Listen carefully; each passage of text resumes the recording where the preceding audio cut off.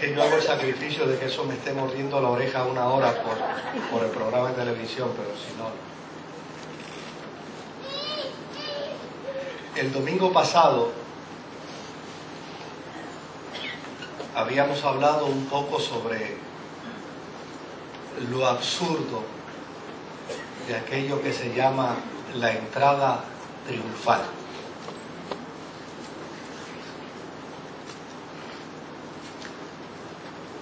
Me gustaría hablar un poco sobre algunos eventos que sucedieron antes del arresto, en el arresto de Jesús y después de su arresto. Probablemente cada uno de los evangelistas recoge desde su óptica algunos datos y cada uno de ellos presenta los datos de acuerdo al interés que tienen para la audiencia que les escuchará y que leerá sus documentos. Sin embargo, cuando los tomamos a todos y recogemos toda la información, encontramos unos datos interesantísimos con respecto al día que hoy celebramos. Antes del arresto de Jesús, Jesús estaba consciente que su sacrificio produciría la iglesia, que su sacrificio haría realidad que millones de hombres y mujeres en la redondez de la tierra le declararan Señor, le declararan Salvador, y como consecuencia de ello la iglesia se formaría para afirmar el señorío de Jesucristo.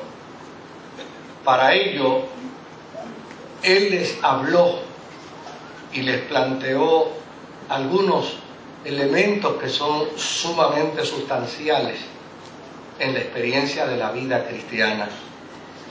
Y desde luego, hablar del sacrificio de Cristo hoy, sin considerar estos planteamientos, sería prácticamente una pérdida de tiempo.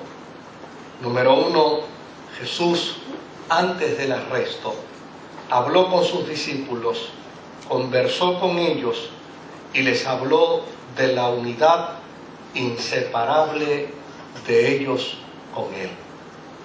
Esa expresión de que separados de mí, nada podéis hacer. Esta no es una expresión moderna que Jesús usó en el momento en que conversó con sus discípulos, ni viene o adviene a la experiencia del vocablo de Jesús como parte de un nuevo eslogan, de un nuevo anuncio con respecto a su vida y a su ministerio. Esto adviene como resultado de aquel encuentro que Israel había tenido con Dios en el Sinaí. Aquel encuentro donde Dios se le presenta al pueblo y como consecuencia del encuentro del pueblo y Dios, Dios le hace saber a Israel que a partir de ahora, desde el punto de vista de la unión, desde el punto de vista del compromiso, el hombre, la nación y Dios estarían unidos, estarían ligados, estarían fundados o fundidos uno para con el otro. Pero el pueblo, entendiendo la realidad de esa unión, entendiendo la realidad de que Dios puede ser Dios sin nosotros, pero nosotros sin Él no podemos ser pueblo de Dios. Y desde luego en el Deuteronomio, Dios le hace saber a Israel que separados de Él, Israel no pudiera lograr ninguna de sus metas, ninguno de sus sueños, ninguno de sus objetivos.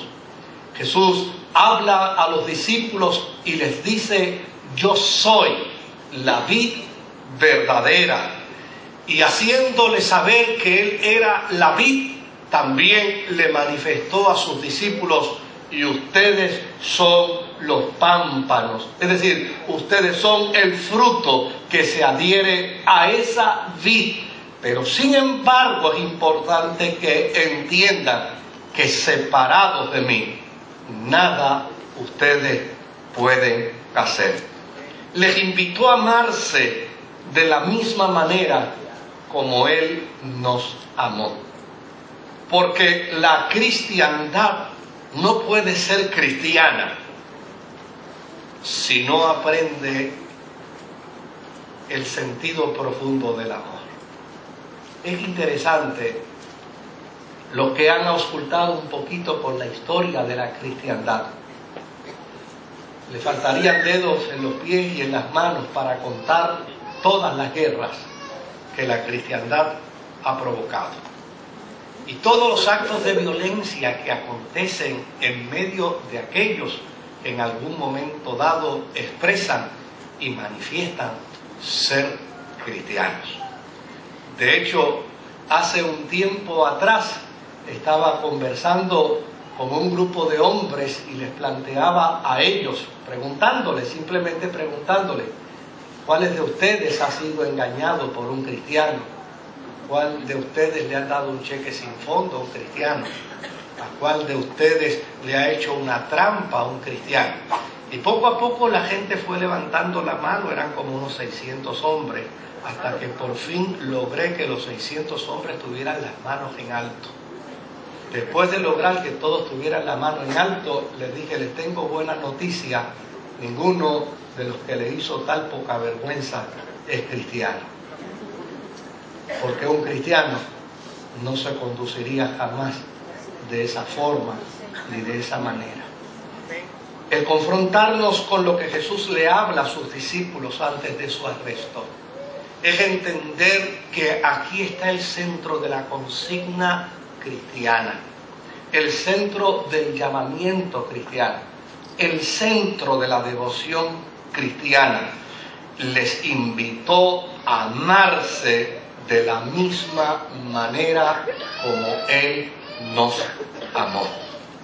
Lo tercero que Jesús hizo antes de su arresto fue hacernos saber que su relación con nosotros no era la relación que se conocía dentro del mundo antiguo en términos de la interacción del hombre con Dios, ni tampoco era la forma y manera como Israel había entendido y había concebido a Dios.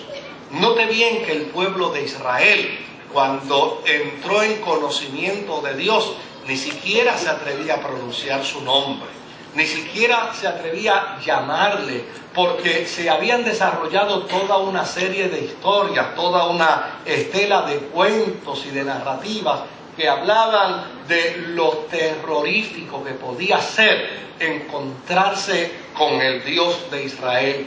Sin embargo, antes del arresto de Jesús, Jesús le hizo saber a los cristianos que mirándole a Él podían ver en Él a un amigo, no a un Dios separado de la humanidad, no a un Dios separado del conocimiento de la realidad y de la existencia humana, no a un Dios enajenado en las alturas del cielo, esperando que los hombres se desenvuelvan acá solitos, sino por el contrario, nos declaró que íbamos a entrar con Él en una relación de intensa y profunda amistad.